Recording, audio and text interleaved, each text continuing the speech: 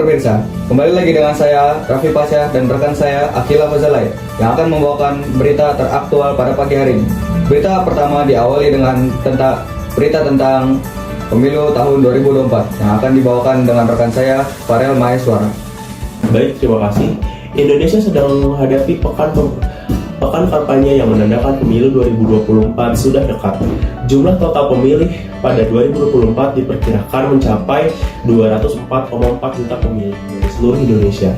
Dari total pemilih, mayoritas adalah pemilih pemula, terutama dari generasi milenial dan generasi Z. Jumlah pemilih pada pemilu 2024 mencapai 204,807.222 orang, terdiri dari 102.218.503 laki-laki dan 102.588.719 perempuan.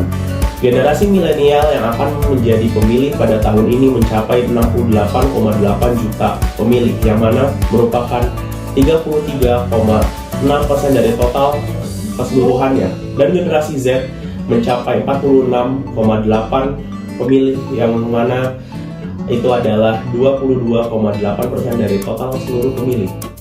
Total pemilih di generasi milenial dan generasi Z diperkirakan mencapai 115,6 juta jiwa. Dari data yang menunjukkan jumlah milenial dan Gen Z yang ikut berpartisipasi pada pemilu tahun ini menunjukkan pemuda selalu memainkan peran penting dalam peristiwa dan perubahan nasional.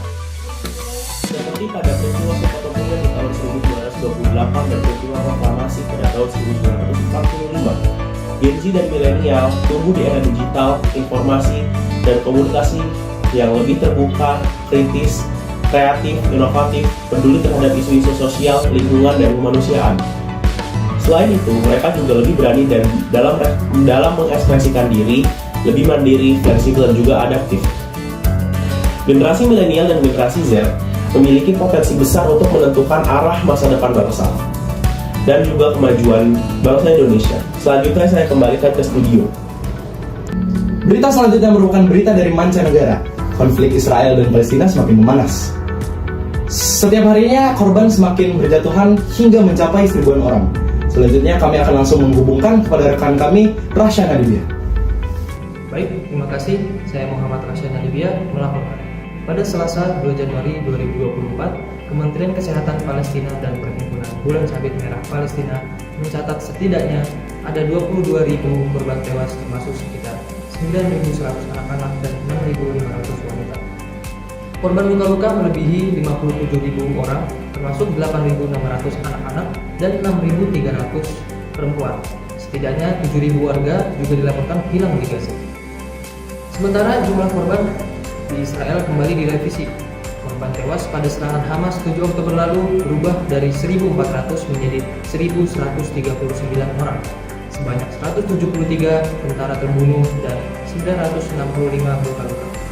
Sementara itu, total 85 jurnalis telah terbunuh sejak perang Israel Gaza yang dimulai pada 7 Oktober.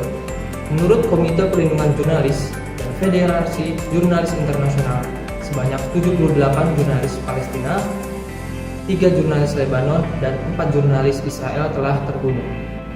Kementerian Pendidikan Palestina mengatakan bahwa 4.156 siswa telah tewas dalam perang Israel yang sedang berlangsung di Gaza. Setidaknya 380 sekolah juga telah dibom atau dirusak. Jumlah total warga Palestina yang terbunuh di Gaza sejak 7 Oktober kini mencapai 22.185 orang korban jiwa dan 57.000 orang luka-luka. Sekian, saya kembalikan ke studio. Baik pemirsa, itulah berita nasional dan internasional yang bisa kami sampaikan pada pagi hari ini. Saya Raffi Pasha dan saya Akila Fazalai. Kami pamit undur diri. Terima kasih dan sampai jumpa.